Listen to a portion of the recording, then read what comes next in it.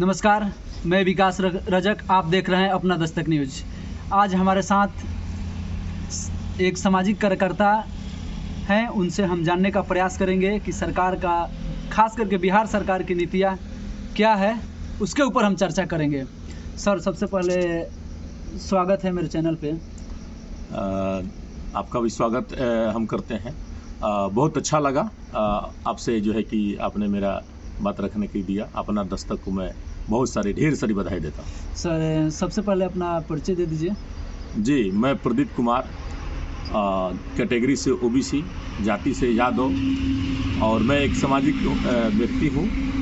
मैंने बहुत से संगठनों में बड़े अच्छे पद पे और रहा, लेकिन आज मैं सभी संगठनों को मैंने अपना धन्यवाद देता हूँ। उन लोगों ने बहुत कुछ सिखाया।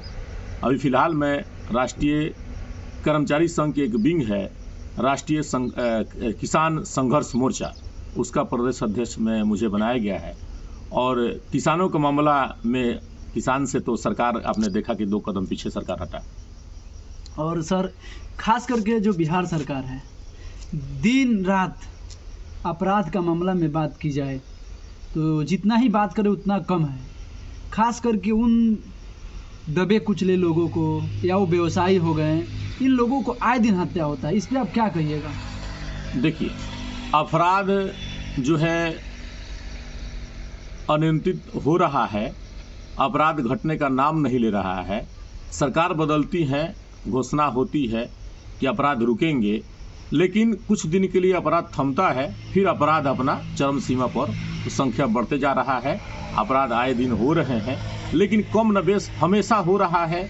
और मुझे लगता है जब तक इस देश के सत्ता में या राज्य के सत्ता में विचारधारा और ये लोग नहीं होंगे, तो उन विदेशियों का जब तक हिस्सा में भागीदारी रहेगी, सत्ता में भागीदारी रहेगी, तो विदेशी लोगों का ही ये है डिवाइड एंड रूल, फूट डालो और राज करो।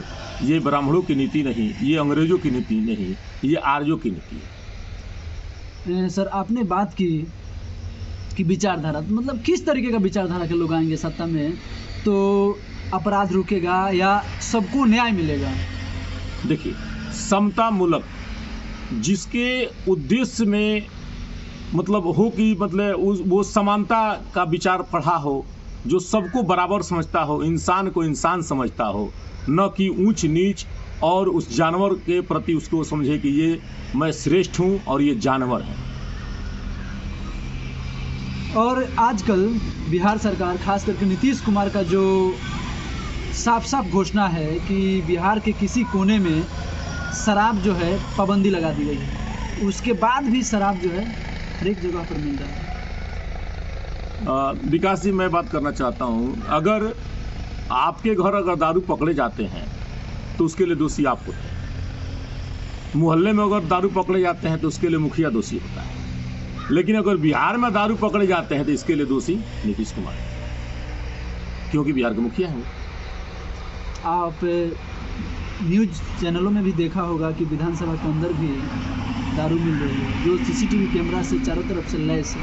उसके बाद क्या ये संभव है? देखिए, राजनीति में राज और नीति 2 शब्द है।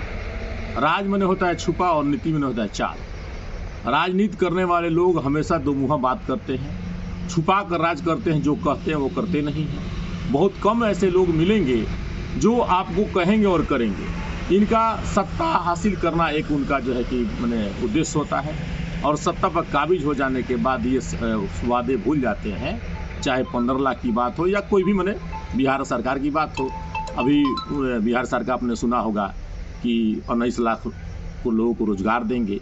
अब कहाँ तक रोजगार मिला? अब पकौड़ा बेचना और समोसा बेचना या अन्य रोजगार हो सकते हैं। इस तरह का रोजगार लोगों को मिला होगा। भीख मांगना भी रोजगार है। सर, आप केंद्र सरकार का हाल ही में कानून बना कि अब लड़कियों का जो शादी जो फिक्स है वो 18 साल से 21 साल बढ़ा दी गई। इस पर आपको क्या, थोड़ा सा आप सामाजिक कार्यकर्ता होने के नाते इस पर थोड़ा सा अपना विचार व्यक्त करिए। इसमें असर पड़ेंगे जो गरीब तबके के लोग हैं, जो खाने कमाने वाले लोग हैं। आप विकास जी अगर गौर करेंगे तो मैं थोड़ा सा पीछे आपको लेकर चलता हूँ। जब सत्ता में आज से 6 साल 7 साल पहले एक सरकार आई जो जिसका नाम भारतीय जनता पार्टी बीजेपी लोग कहते हैं, बीजेपी की सत्ता है, लेकिन बीजेपी की सत्ता नहीं है, ये मोदी सत्ता है। अगर मोदी विकास नहीं करता है या नहीं करते हैं तो लोग दोषी भाजपा को नहीं बताएंगे, क्योंकि आज हर जगह मोदी सरकार की चर्चा हो रही, न कि बीजेपी सरकार। तो इसके लिए दोषी मोदी हैं। मोदी आज हैं तो उनसे सवाल पूछ सकते हैं, मोदी कल नहीं रहेंगे तो पार्टी से सवाल आप नहीं पूछ सकते हैं। तो जब से नरेंद्र मोदी सत्ता में आए हैं, हर लोगों को रोजगार मिला। आधार से पैन बनवाना, पैन से सुधार करवाओ, आधार सुधार करवाओ, बैंक से लिंक करवाओ, बच्चों का माइनर पैन कार्ड बनवाओ, आधार कार्ड बनवाना, स्कूल में दाखिला कराने के लिए आपको जाति, आय, निवास, ये तमाम तरह के अड़चन लगे हुए हैं। अपना पैसा निकालने के लिए पिछवाड़े पर डंटा खाना।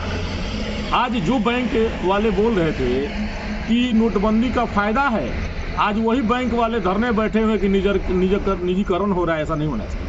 अच्छा, निजीकरण से सबसे ज़्यादा किस तबके को नुकसान होगा, किस समाज का नुकसान होगा सबसे ज़्यादा?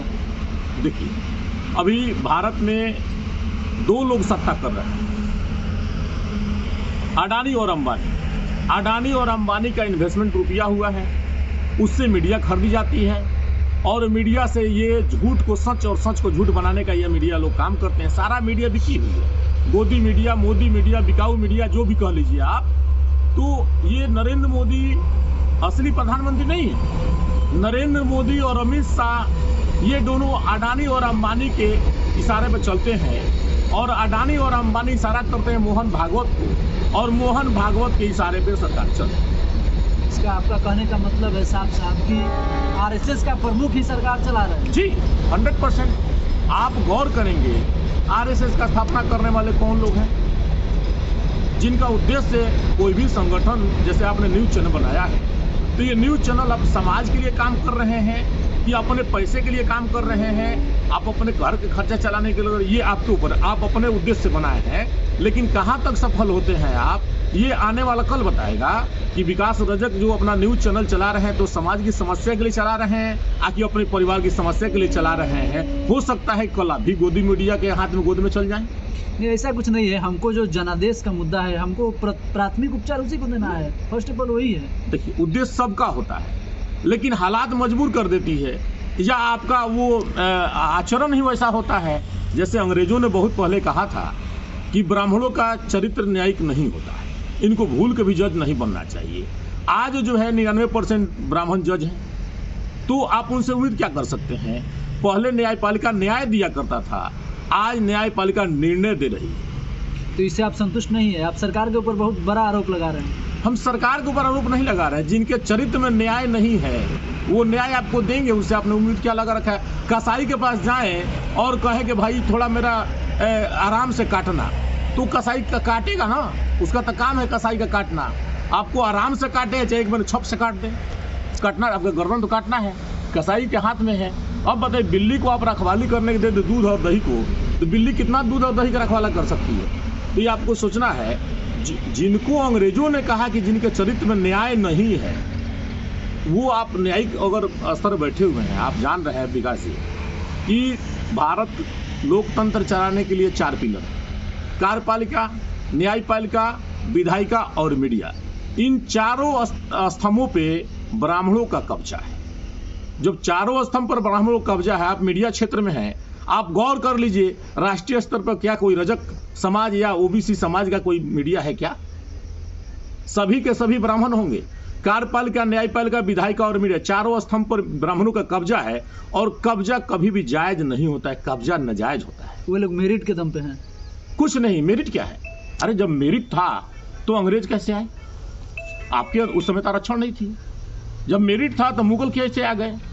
अभी जीतन राम मांझी को जीभ काटने के लिए बात कर रहे हैं, क्यों कर रहे हैं? शराब दे दीजिए ना, आपके पास मंत्र है, आप जीतन राम मांझी को शराब दे दीजिए, उनके जीभ खुद ब खुद कट के गिर जाएंगे। काटने की क्या जरूरत है? 11 लाख रुपए देने की जरूरत क्या है? 21 लाख रुपए देकर गर्दन काटवाने की क्या जरूरत है? शराब दे दीजिए, आप, आपके मंत्र में शक्ति है, आप शराब दीजिए, वहीं वो लह के मर जाएंगे, उनका जीभ गिर जाएगी, वो मर जाएंगे। आप देखिए, ये सब मनगढ़ंत बातें हैं।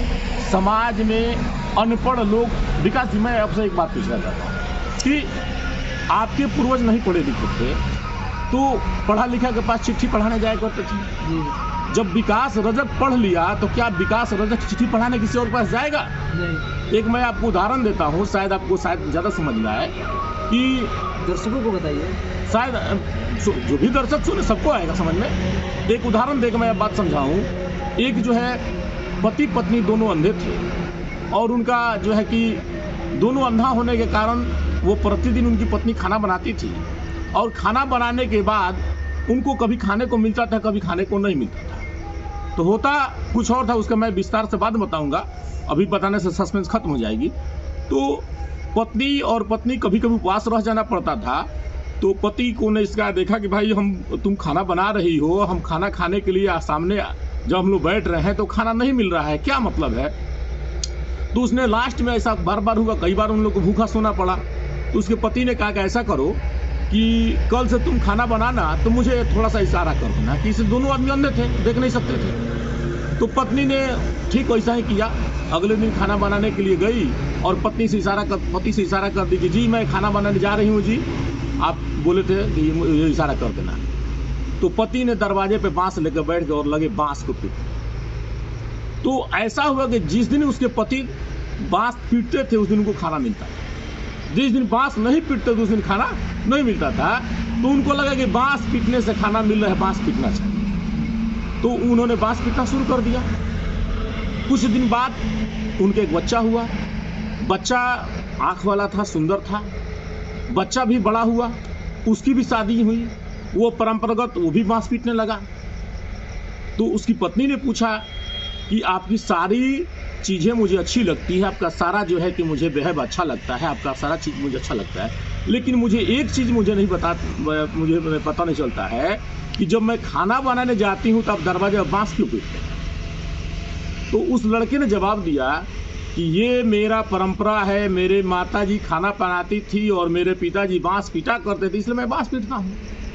तो अब विकास जी कहने का अर्थ ये है, माता पिता अंधे थे इसलिए बांस पीटते थे, और बेटे के पास आँख था तो वो उस बात को परंपरा को लेकर ढो रहा था।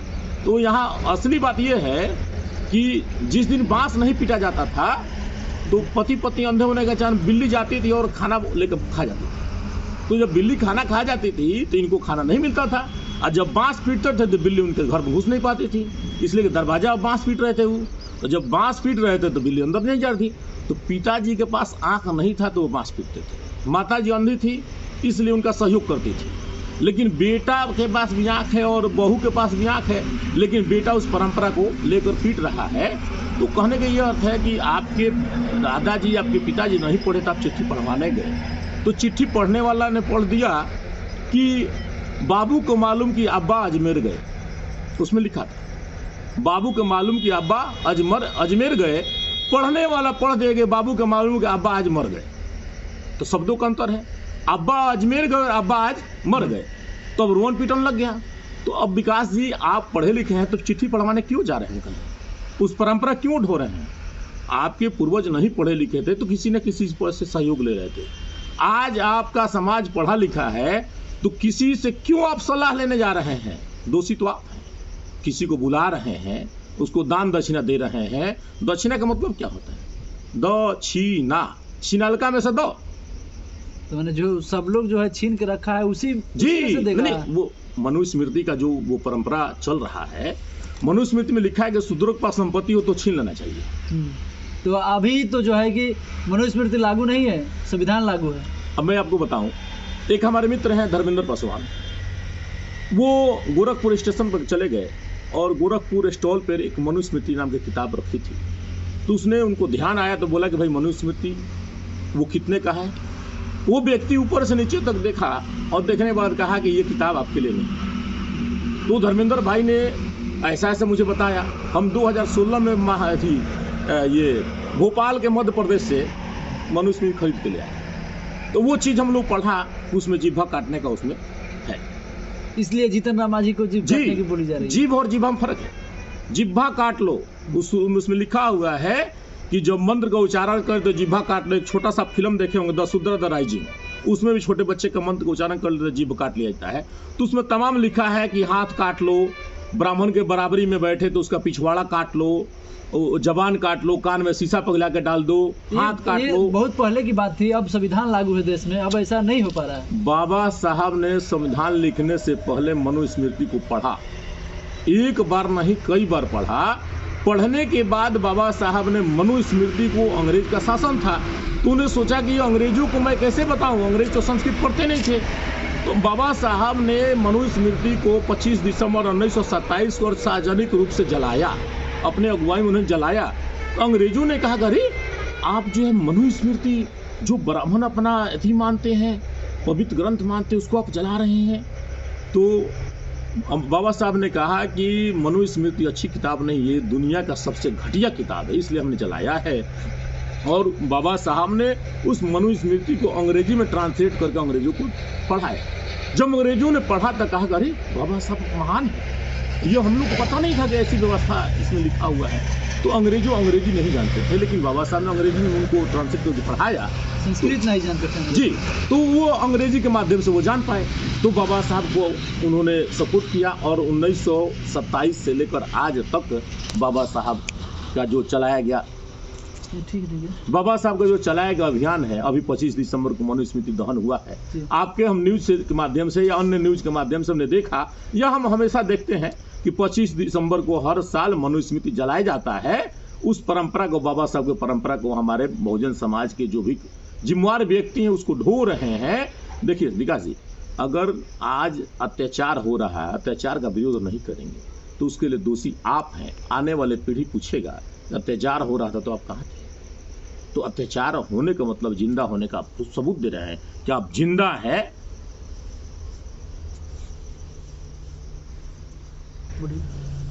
तो मैं यही कहना चाहता हूं कि आप कहीं सुनी बातों पर न चले। आपका विकास कैसे हो, आपका परिवार कैसे चले, आप गलत और सही का आकलन करें। पंडित और विद्वान में फर्क है। पंडित माने विद्वान होता है, पंडित माने विद्वान होता है, ब्राह्मण और पंडित में फर्क है। ब्राह्मण एक जाति का नाम है और पंडित एक पढ़े लिखे व्यक्ति का नाम है। आपने कबीर साहब को सुना, जो पढ़े सो पंडित होए, जो पढ़ा लिखा है वही पंडित है। आज हमारे बहुजन समाज के 85% के लोग सभी पंडित हैं और हमारा सबसे बड़ा पंडित अगर है तो डॉक्टर BR अम्बेडकर। उनसे बड़ा कोई पंडित है क्या? नहीं। तो बाबा साहब अम्बेडकर को कहा मानते नहीं है हम, बाबा साहब को जानते हैं लेकिन बाबा साहब को मानते नहीं है। बाबा साहब को मानते हैं लेकिन बाबा साहब का कहा हुआ नहीं मानते। चलिए चलते चलते एक और आखिरी सवाल ले लेते हैं। आप मोदी जी के कामों से कितना खुश हैं, यही बता दीजिए। 100 नंबर आपको कहा जाए तो कितने नंबर दीजिएगा? मोदी जी को 100 नंबर में मैं 0-0-0 दूंगा। कुछ नहीं, 1% मुझसे आप कहिएगा तो मैं 1 नंबर नहीं देना चाहता हूँ। मोदी क्या हिटलर शाही है, तानाशाही है। किसान के मामले में उनको पीछे हटना पड़ा। बोल रहे थे कि 1 इंच पीछे हटना नहीं है कि किसानों ने उनको ऊपर का जो होता है क्या का दुम वो सीधा कर दिया। तो साथी जो भी हमारे किसान आंदोलन के साथी हैं, आज 800 लगभग हजारों किसान शहीद हो गए। तो उनके उतनी शहादत के बाद ये मोदी जी पीछे आए हैं। अगर पहले आ गए होते तो उतने किसान शहीद नहीं होते। लेकिन ये लोग ये आतंकवादी संगठन वाले लोग हैं, इनको जो है कि लाश का राजनीति करने आता है। चलिए, ये इनसे बात करते हुए पूरा यही निष्कर्ष निकला कि समाज के जो लोग भी हैं, कमज़ोर तबके के लोग, उनको न्याय के लिए लड़ना पड़ेगा खुद से। कोई सरकार उतना सख्ती रूप से कार्य नहीं करेगी। ज़िंदगी जीने के लिए अच्छे तरीके से न्याय हासिल करने के लिए लड़ाई को लड़ना पड़ेगा। आप देख रहे थे अपना दस्तक न्यूज़, और अच्छा लगे तो शेयर ज़रूर करिए और लाइक ज़रूर करिए। नमस्कार।